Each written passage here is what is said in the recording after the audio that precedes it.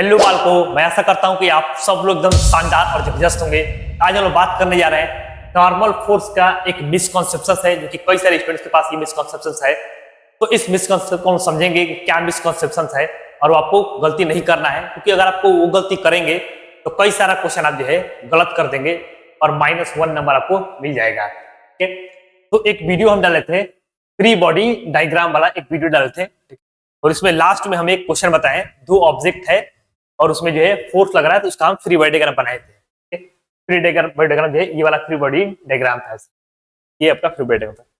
तो उनका कहने का क्या मतलब है कि जो है आप जो बनाए हैं, ये दोनों बॉडी का फ्री बॉडी डायग्राम बनाए हैं, ये जो दोनों है आपस में भी जो है नॉर्मल फोर्स लगाएगा, क्योंकि ये कॉन्टेक्ट में है। क्या कहने का मतलब जो है यही है।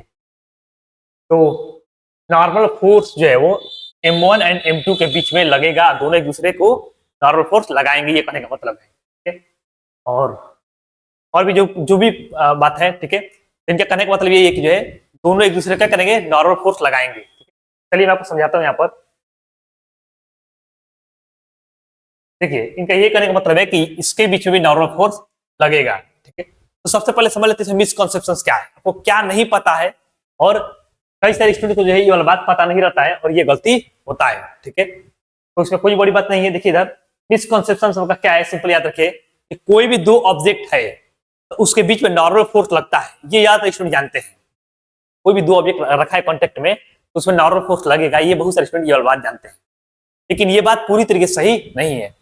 ऐसा जरूरी नहीं है कि दो ऑब्जेक्ट कांटेक्ट में रखा है तो नॉर्मल फोर्स लगेगा, ये कोई जरूरी नहीं है। मान लीजिए कि ये पेन है, मान लीजिए, ठीक है, अगर हम इसको रख रहे हैं, इसके ऊपर इस पर रख दिए अगर, तो ये हमारा हाथ जो है इस पर नॉर्मल फोर्स लगाएगा और ये भी जो है हमारे हाथ पर नॉर्मल फोर्स लगाएगा। ठीक है, तो हम क्या कहते हैं, इसको केवल रखे, टच कराए हैं, सारा लोड जो है हम अपने हाथ में लिए हुए हैं, टच है इसमें, लेकिन ठीक है ये नॉर्मल फोर्स नहीं लगाएगा। तो नॉर्मल फोर्स कब लगता है, कांटेक्ट में होना चाहिए।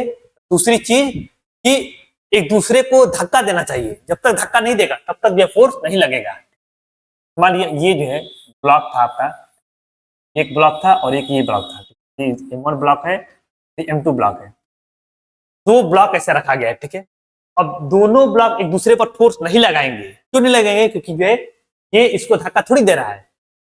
मान लीजिए ये वाला जो है M1 का अगर एबीडी बनाएंगे, अगर हम नीचे लगा देंगे हम लोग 1G अर्थ के द्वारा, और ये वाला जो सरफेस है, ये वाला जो ब्लॉक है, इस सरफेस को जब दबा रहा है इस तरफ नहीं, तब नॉर्मल फोर्स यहाँ पर लगाएगा, ये वाला सरफेस ऊपर की तरफ, मान लीजिए इसको N1 मान लीजिए। ठीक है, अब कहने का मतलब क्या है कि यहाँ पर नॉर्मल फोर्स लगेगा कि नहीं लगेगा।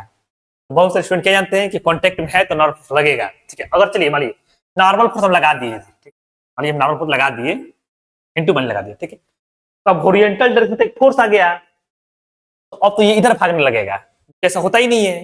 तो ये जो है लगता ही नहीं ये वाला फोर्स। ठीक है, तो जो भी ये जानता है कि जो कांटेक्ट में है तो नॉर्मल फोर्स लगता है, वो गलत बात है। ठीक है, तो कांटेक्ट में रहेगा तो नॉर्मल फोर्स लगेगा, ये कोई जरूरी नहीं है। कब लगता है, जब एक दूसरे को धक्का देता है कोई सरफेस, तब लगता है।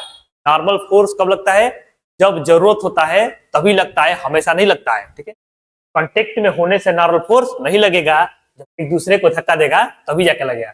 इसका एबीडी जो है ऐसे ही बनेगा। ठीक है, कोई भी गलती नहीं है, और जिसको भी जो है ये वाला गलती लग रहा है, ठीक है, आप ये वाला अपना जो है कॉन्सेप्ट जो है अच्छे तरीके से क्लियर कर लीजिए।